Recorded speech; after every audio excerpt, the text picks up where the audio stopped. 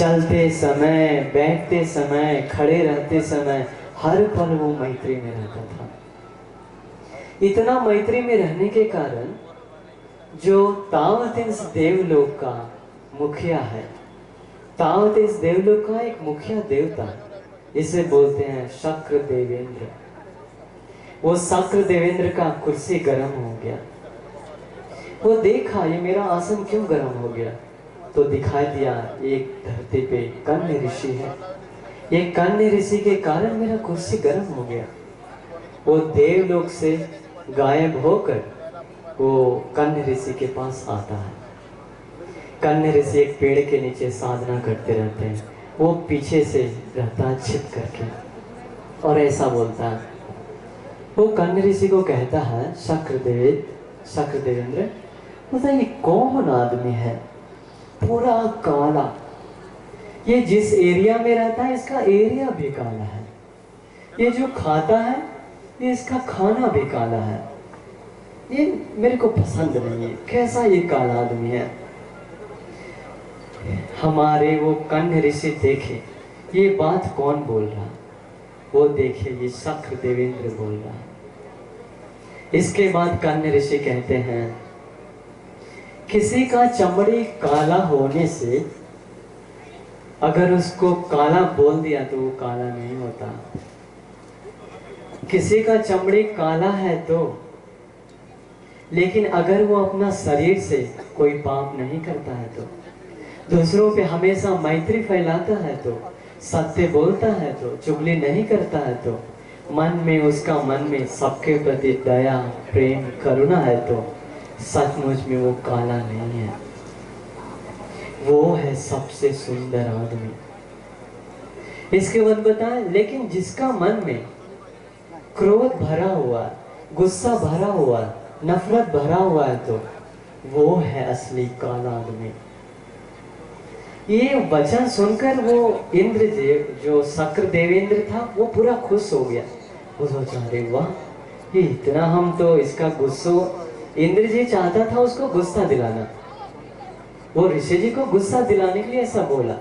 हम लोग भी करते हैं ना कभी कभी, कुछ किसी को गुस्सा दिलाना है तो उसका चेहरा रूप रंग देख के बोलते, अरे तुम काला है, तुम ऐसा है, ऐसा गुस्सा दिलाने के लिए बोलते हैं।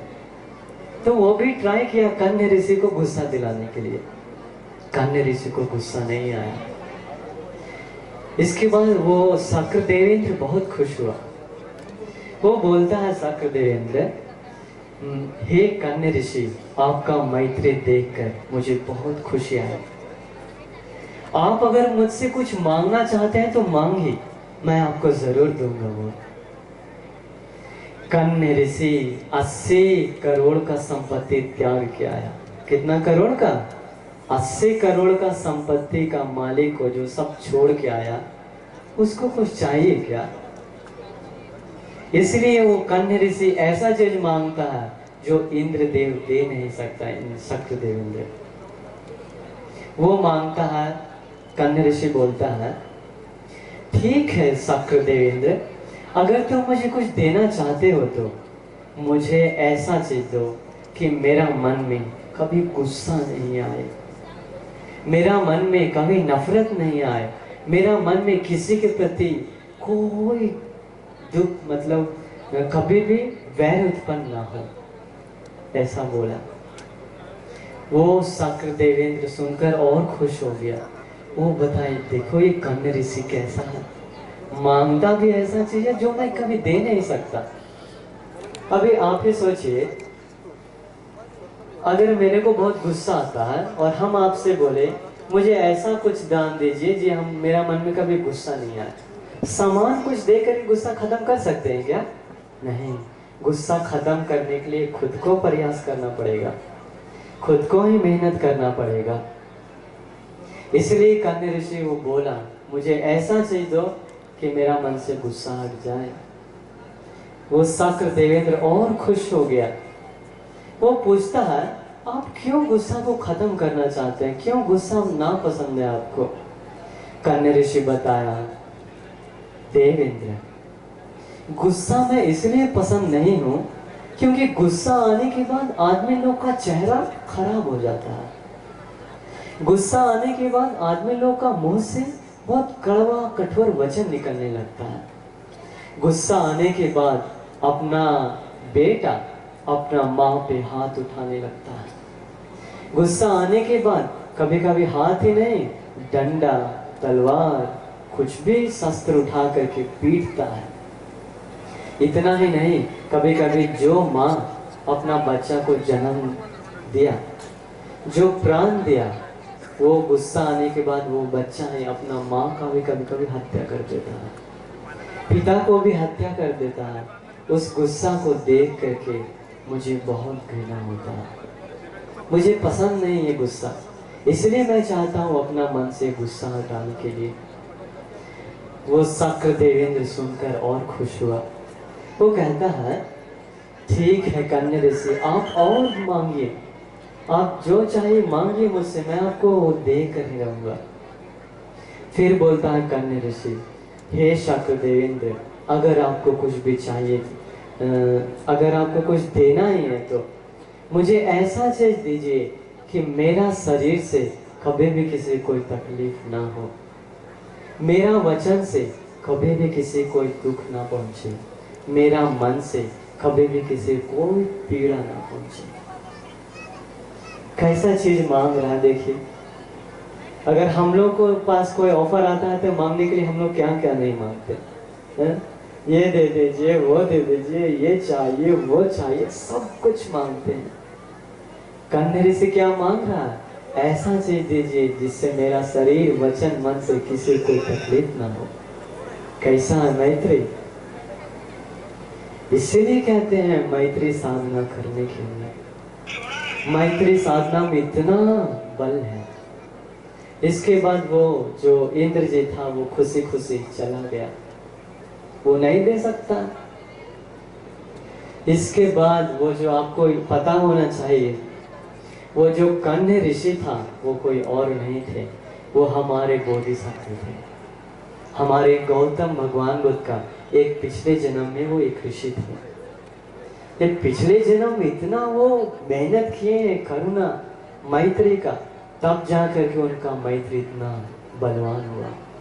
बुद्ध बनने के बाद जहां भी जाते हैं, जिसे भी देखते हैं, सब पे मैत्री आ जाता है, सब पे मैत्री आ जाता है। उनके लिए कोई भी दुश्मन नहीं है, उनके लिए पूरा दुनिया एक परिवार जैसा है।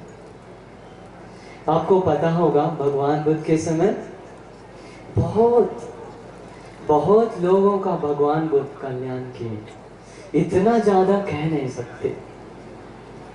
तो देखिए, मैत्री होने के कारण ही भगवान बुद्ध जी सबके सामने इतना फैल गए, सारे लोग उनका अपना गुरु माना। अगर कोई गुरु रहता, उसका जीवन में मैत्री नहीं है, तो भगवान बुद्ध जी जैसा उनका दिल में मैत्री करना नहीं है, तो वो असली गुरु नहीं है। मैत्री करुणा है तो समझिए वो सचमुच में महान है। हमारे भगवान बुद्ध जी हर जन्म में प्रयास किए ये मैत्री को बढ़ाने के लिए। मैत्री भगवान बुद्ध उदाहरण देते हैं, इतना मैत्री फैलाना है, इतना मैत्री कि एकदम झरना जैसा बनना चाहिए। आप लोग झरना देखे हैं ना? झरना, झरना से पानी गिरते समय झरना सबको समान भिगोती है। झरना कभी नहीं बोलता, अरे मेरा पानी से सिर्फ अच्छे लोग स्नान करना चाहिए, मेरा झरना से बड़े बड़े लोग आना चाहिए, अमीर लोग आना चाहिए। नहीं, झरना के पास जो जो जाता है, झरना सबको समान भिगाता है।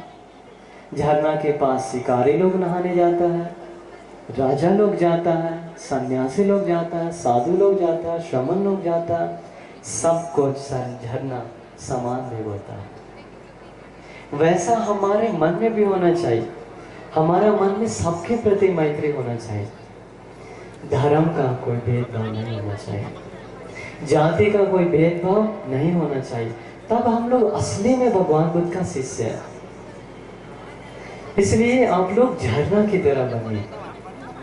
इसके बाद पेड़ की तरह बनिए। पेड़ के पास, पेड़ हमेशा अपना दूसरे लोगों को छांव देता है और लकड़ी देता है, फल देता है, फूल देता है, लेकिन पेड़ के पास आ करके लोग कभी कभी पेड़ का डाली तोड़ कर ले जाता है, पेड़ का फल ले करके जाता है, पेड़ का पत्ता डाली सब कुछ ले जाता है, लेकिन पेड़ कभी गुस्सा नहीं करता। वैसा बन जाइए आप लोग, जीवन बहुत सुंदर होगा। लोग आकर हम लोग को मारेगा, गाली देगा, डांटे, कुछ भी करे, लेकिन हम लोग उस पर मैत्री करना है। पूरा दुनिया बोलता है मारा तो मारो, काटा तो काटो, आग लगाया तो तुम भी आग लगाओ। भगवान बुद्ध बताए मत मारो, मत काटो, दया करो, मैत्री करो। इसलिए हम लोग खुश होना चाहिए। हमारे गुरु भगवान बुद्ध जी के अंदर बहुत मैत्री है, बहुत करुणा है। तो इसीलिए अभी जो मैं आप लोगों को बताया मैत्री के बारे में, आप लोग ये याद रखिए। मैं आप लोगों को शुरू में बोला था, आज मैं आप लोगों को एक मंत्र सिखलाऊंगा। ये मंत्र बहुत छोटा है। ये मंत्र है सब्बे सत्ता भवन्तु सुखितत्ता। क्या है वो मंत्र? सब्बे सत्ता भवन्तु सुखितत्ता।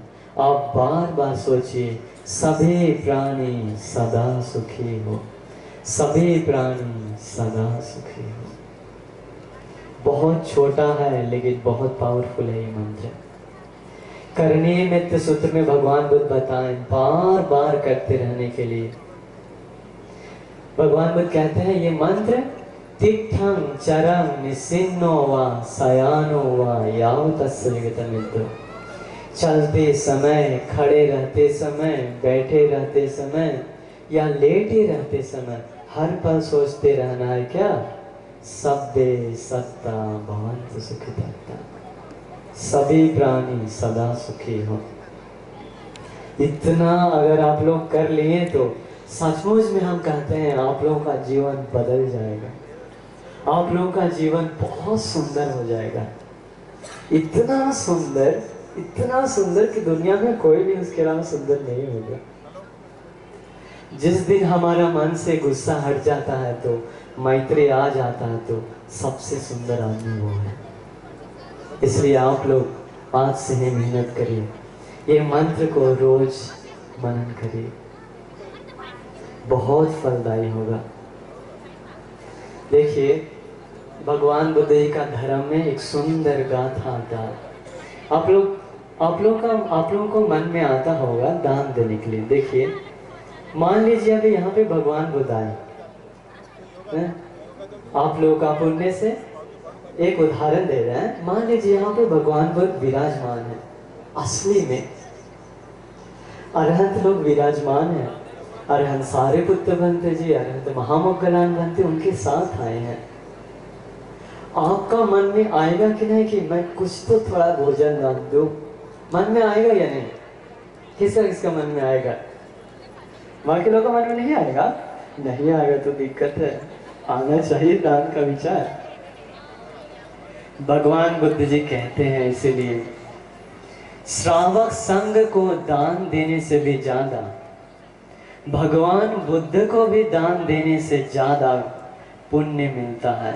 एक पल, थोड़ा देर तक अगर अपना मन में कोई मैत्री जगाता है तो, मैत्री फैलाता है तो भगवान बुद्ध को दान देने से भी ज्यादा पुण्य मिलता है। सोचिए कितना बलशाली है। आप लोग फूल सूंघे हैं? फूल, कोई भी सुगंध फूल नाक में लेकर ऐसे सूंघते हैं ना हम लोग। सूंघने में कितना समय लगता है? बहुत ज्यादा समय लगता है क्या? नहीं, एक क्षण, एक पल। भगवान बुद्ध बताए थोड़ा उतना पल भर के लिए जितना समय फूल सूंघने में लगता है उतना समय भी अगर थोड़ा सा मैत्री फैलाया तो भगवान बुद्ध को भी दान देने से भी ज्यादा पुण्य मिलता है। तो आपको अगर बहुत ज्यादा पुण्य कमाना है तो वो हमेशा करते रहिए सब्बे सत्ता भवन्तु सुखितत्ता। सभी प्राणी सदा सुखी हो। तो मैं अंतिम बार आपको बता रहा हूँ, ये मेरा आखिरी बात है। देखिए याद रखिए, ये पूरा दुनिया को अभी मैत्री का ज़रूरत है। अभी विदेशों में हर जगह कई जगह युद्ध चल रहा। किसका कमी है? मैत्री का। जहाँ मैत्री है वहाँ शांति है, वहाँ प्रेम है, वहाँ एकता है। इसलिए आप लोग भी मैत्री करिए। भगवान बुद्ध कहते हैं, नहीं वेरेन वेरानि सम्मन्ति कुदाचनम अवेरेन च सम्मन्ति एष धम्मो सनातनम्। वैर से वैर कभी शांत नहीं होता, गुस्सा से गुस्सा कभी शांत नहीं होता। गुस्सा शांत होता मैत्री से, दया से, करुणा से। यही सनातन धर्म है। याद रखिए, भगवान बुद्ध का सनातन धर्म बहुत सुंदर है। मैत्री, दया, करुणा। इसलिए मैं आप लोगों को आशीर्वाद करता हूँ, भगवान बुद्ध का आशीर्वाद से, धर्म का आशीर्वाद से, आर्य महासंघ के आशीर्वाद से आप सभी लोगों को निरंतर अपना मन में जो भी गुस्सा, वैर, नफरत, वो सबको हटा करके अपना मन में मैत्री, दया, करुणा, प्रेम को बढ़ाने का भाग्य मिल जाए। साधु साधु। नमो बुद्धाय। नमो बुद्धाय। जोर से साधु बोलिए 3 बार।